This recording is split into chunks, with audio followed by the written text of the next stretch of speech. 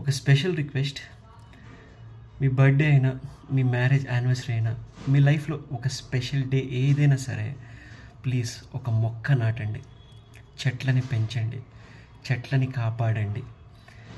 ఎందుకంటే ఇప్పుడు India develop అవ్వబోతుంది. వైజాగ్లో డేటా సెంటర్ వచ్చింది. నోయిడాలో ఆల్రెడీ మైక్రోసాఫ్ట్ వాళ్ళు, యాపిల్ వాళ్ళు వాళ్ళ డేటా సెంటర్స్ పెట్టారు. మన హైదరాబాద్లో కూడా చాలా కంపెనీస్ ఉన్నాయి. ఇలా చెప్పుకుంటూ పోతే ఫ్యూచర్లో ఇప్పుడు ఆంథ్రోపిక్ ఏఐ కూడా మన ఇండియాతో పార్ట్నర్షిప్ స్టార్ట్ చేసింది. వాళ్ళు కూడా డేటా సెంటర్స్ కంపెనీస్ ఇండియాలో ఓపెన్ చేయడానికి ట్రై చేస్తున్నారు.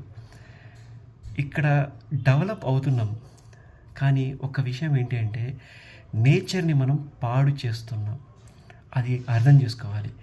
డేటా సెంటర్ దీని మీనింగ్ చాలామందికి తెలుసు, తెలియకపోవచ్చు.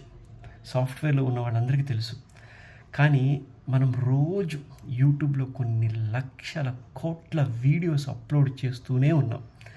దాని మెమొరీ వేడెక్కిపోతుంది. ఈ మెమొరీ అంతా డేటాలో ఉంటుంది. దానికి నీళ్లు కావాలి. నీళ్లతో, వాటర్ ట్యాంక్స్తో ఆ డేటా సెంటర్లో ఉన్న డేటా ఎక్కడైతే సేవ్ చేస్తారో ఆ ఏరియా అంతా చల్లగా ఉండాలి. ఆ డేటా సెంటర్ని ఎప్పుడు ఏసీతో కూల్ చేస్తూ ఉండాలి.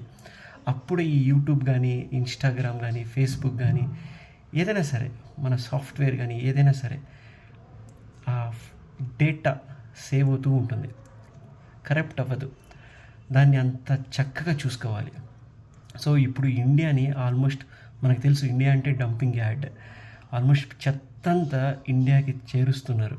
ఆల్మోస్ట్ వచ్చే 50 ఏళ్ళు 100 ఏళ్లలో ఏమవబోతుందో తెలియదు. చెత్తని ఇక్కడికి తీసుకొచ్చి కాలుస్తున్నారు.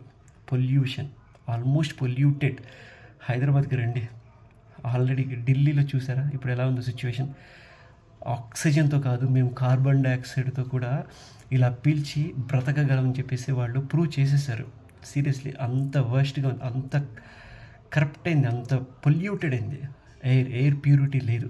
సో ఏదేమైనా సరే చెట్లని పెంచండి, చెట్లని సేవ్ చేయండి, నరకొద్దు. ప్రతి ఇంటి ముందు, మీ ఇంటి ముందు ఒక చెట్టు ఉండేటట్టు చూసుకోండి. ప్రతి బర్త్డే రోజు, ప్రతి స్పెషల్ అకేషన్ రోజు ఒక చెట్టు నాటండి. Thank you.